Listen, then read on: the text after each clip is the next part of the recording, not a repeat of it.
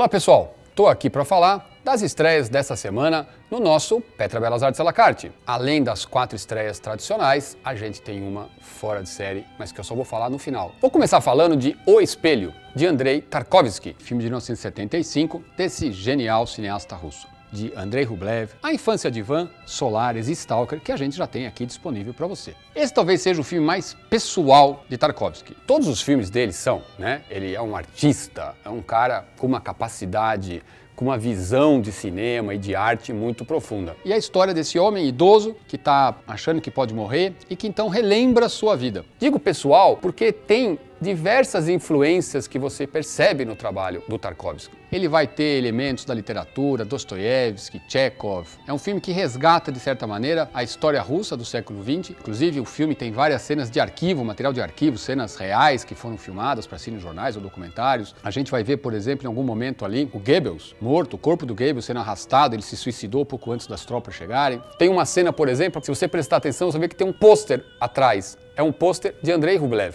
que foi o primeiro grande filme de sucesso do Tarkovsky. Ele já tinha feito alguns filmes com sucesso e foi um filme em que ele recebeu um recurso importante do Instituto de Cinema da Rússia da época, mas o resultado não agradou o poder da União Soviética. O filme, inclusive, foi proibido de ir para o Festival de Cannes, que ele havia sido selecionado.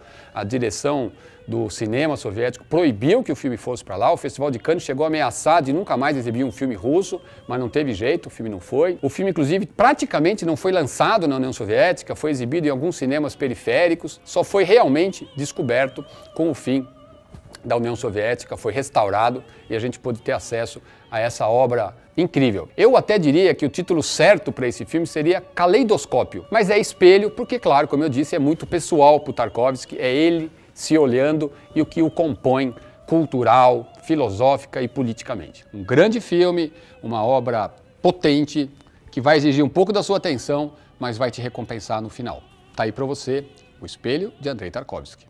Ânsia de Amar, de Mike Nichols, de 1971. Eu fico sempre feliz quando eu consigo encontrar esses filmes americanos dos anos 70. É um período realmente muito fértil. É um cinema adulto, cinema de filmes que provocavam, mas provocavam não pelo prazer de provocar, mas que falavam de assuntos que não tinham sido tratados pelo cinema americano ainda, que mostravam lados da realidade, especialmente da sociedade, que eram tabu ou que por algum motivo eram deixados de lado. Assuntos, inclusive, tratados muitas vezes de maneiras que hoje em dia seriam censurados pelo novo politicamente correto. Esse filme, que tem esse título em português, Ânsia de Amar, daria para você a impressão de ser uma história de amor, um drama, mas não é nada disso. O título original é Carnal Knowledge, que poderia ser traduzido como Descoberta Carnal, Aventuras Carnais, Conhecimento Carnal, mas também não é um filme pornográfico, fique calma aí. Mas é um filme que fala sobre a descoberta e o desejo sexual. Por exemplo, tem uma cena em que um dos rapazes pega uma camisinha para transar com a mulher. Foi a primeira vez que apareceu uma camisinha num filme americano. Num cinema da Geórgia,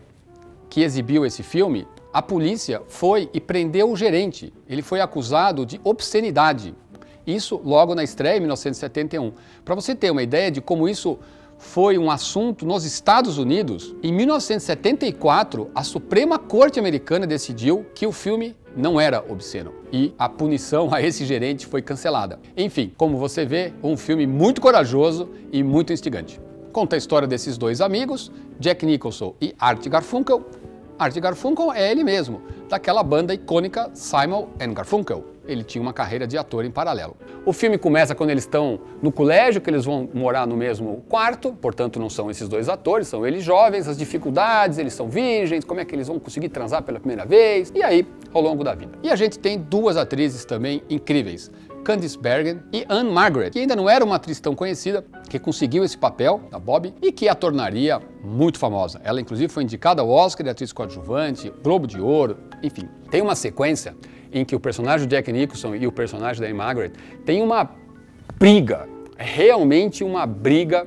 Essa cena demorou uma semana para ser filmada, de tão intensa e tão forte que ela é. Inclusive, quando o roteirista entregou a cena, ele achava que o Jack Nicholson jamais conseguiria falar tudo que tinha que ser falado e interpretar tudo que tinha que ser interpretado. E o Jack Nicholson, formidável, como eu disse, no auge, tem um desempenho maravilhoso, e a Anne Margaret também. É a cena talvez mais impactante do filme, uma das grandes cenas de homem e mulher na história do cinema. É isso aí, belo filme, Ânsia de Amar, de Mike Nichols.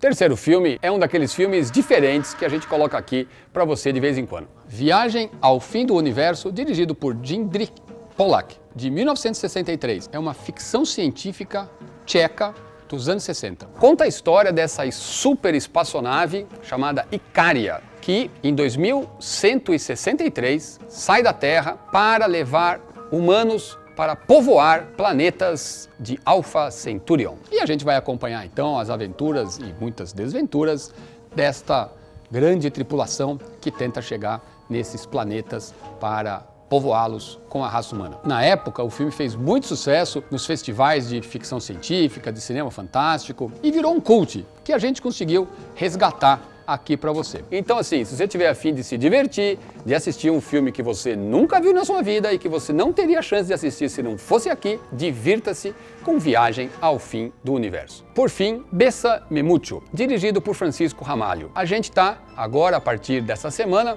estreando alguns dos filmes desse cineasta importante brasileiro, e Bésame Mucho foi seu maior sucesso. Foi o 7º filme dirigido por Francisco Ramalho, que além de diretor, tem uma carreira também como roteirista e como produtor executivo. Ele foi sócio do Hector Babenco durante muitos anos e foi o produtor executivo de uma parte importante dos filmes que o Babenco dirigiu, entre eles O Beijo da Mulher-Aranha. Foi um momento em que o cinema brasileiro produzia muitos filmes para um público mais adulto, para um público que não queria ver comédia, que não queria ver filmes infantis. É baseado numa peça de Mário Prata, um dos grandes homens do teatro brasileiro, e não só da crônica, né?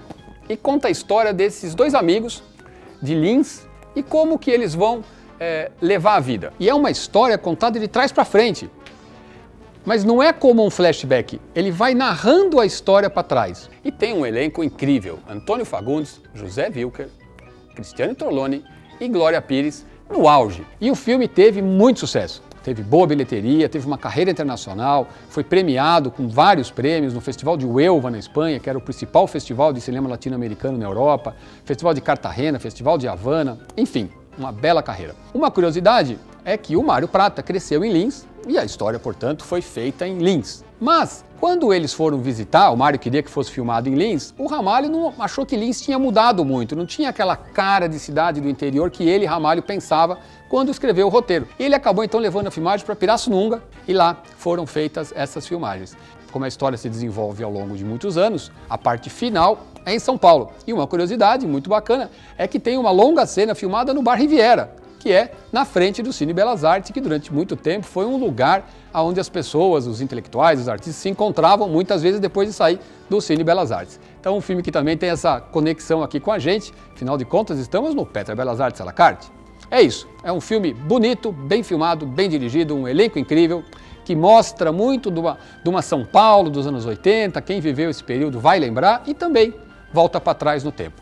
Tá aí para você, Bésame Mucho. Bom, falei que tinha uma surpresa, a gente está lançando esta semana Apocalipse Now Final Cut. Esse filme está entrando nos super lançamentos, que são os filmes de aluguel, porque é um filme super inédito, embora um clássico do cinema, que a gente está oferecendo para vocês. Por que inédito? Esta versão estreou no Festival de Cannes 2019. Foi uma reedição que o próprio Coppola fez do filme, com 22 minutos a mais. Você talvez já tenha ouvido falar de uma versão chamada Apocalipse Now Redux, que foi exibida há uns 10 anos atrás, que tinha cenas a mais. Mas o próprio Coppola achou que aquele corte tinha ficado extenso demais, e aí fez essa nova edição. Mais importante ainda é que ele teve 5 milhões de dólares para fazer todo o som do filme novamente. Em 1979, a qualidade de finalização de som era uma. Então você tem agora tudo que o Coppola sonhou em 1979 disponível para você. Esse filme a gente ainda pretende colocar nos cinemas assim que for possível, porque é uma experiência cinematográfica, e nós acabamos de estreá-lo no Brasil nos drive-ins, especialmente aqui em São Paulo. Como muita gente pediu, a gente decidiu começar pelo lançamento aqui no streaming do à la carte. Queria também dizer que além de Apocalipse Now Final Cut, a gente tem 2 documentários sobre o filme que você vai poder assistir. Você que já é aqui assinante, os 2 documentários vão estar à disposição dentro do pacote, você não vai precisar pagar por isso. Um deles chama-se O Apocalipse de um Cineasta, que foi dirigido pela mulher do Coppola, que durante as filmagens ficou filmando e acompanhando, e é o melhor making-of da história do cinema. O segundo documentário chama-se Dutch Angle, ou seja, o ângulo do holandês, porque o Coppola chamou para ser o still, a pessoa que tirava foto durante a filmagem, um grande fotógrafo holandês que tinha feito fotografia em guerra, fotografia de grandes acidentes, grandes eventos, um cara muito talentoso. E aí, anos atrás, gravaram esse documentário com ele, em que ele conta também muitas das aventuras, mas principalmente as desventuras que foram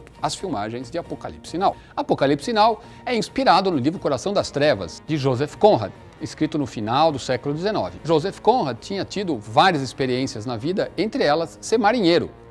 E ao longo desse tempo como marinheiro, a viagem que mais marcou a sua vida foi no Congo belga, aonde ele testemunhou as atrocidades cometidas lá. Todas as colônias, obviamente, tiveram escravidão, tiveram tráfico de escravos, mas o que aconteceu no Congo belga foi algo tão cruel, tão cruel, tão cruel, que mesmo um homem como Joseph Conrad, que tinha singrado os sete mares, passado por lugares muito estranhos, ele ficou tão impressionado, que ele escreveu O Coração das Trevas, que tem a famosa frase o horror, o horror. O Coppola decidiu transpor isso para a época da Guerra do Vietnã. E nós temos então esse oficial que recebe a missão de subir o rio para encontrar o coronel Kurtz. Para você ter uma ideia, era para ter durado 6 semanas as filmagens. E elas duraram 16 meses.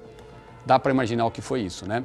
Bom, eu não vou ficar aqui me estendendo muito, já disse para você, se você quiser saber mais, clica lá no Porquê Assistir, que eu vou contar vários detalhes, tanto deste filme como do making of. Tá bom? Aproveite, é a chance de você assistir um dos grandes filmes da história do cinema, com 22 minutos a mais e com um som impressionante. É isso. Muitos filmes essa semana para você, filmes diferentes, a obra-prima Apocalipse Now, que está no aluguel, não se esqueça, para não ter confusão. Os 2 documentários estão disponíveis aqui no acervo. O Apocalipse Now é um super lançamento, você clica lá, vai na página, você paga um valor e pode assistir o filme por 3 dias na sua casa, quantas vezes você quiser. É isso, aproveite, divirta-se com essas obras-primas a partir de hoje no nosso Petra Belas Artes à la carte.